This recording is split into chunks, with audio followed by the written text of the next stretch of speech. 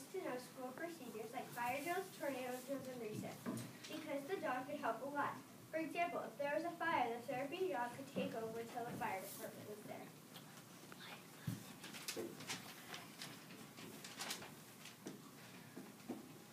A therapy dog can't jump in the trash, it can't jump on people so they don't get hurt, and they can't run in school.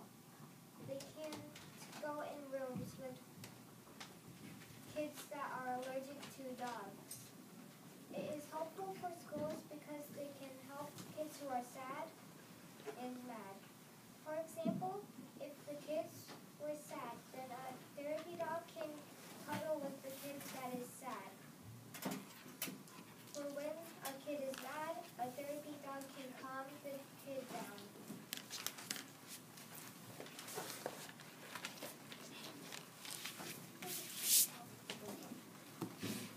A therapy dog is not a real therapy dog without a vest. The fact is that you do not need a vest if it's only in school. The only time you need a vest is if you're taking it somewhere. If you get caught using the fake vest to take it to places, yeah, you could get a $1,000 fine, a couple days in jail, or a year in jail. Our therapy dog could be used to help kids in many ways.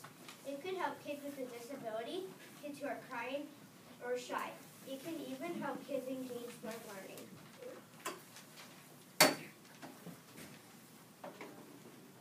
In conclusion, we think the dog should use no uses in training.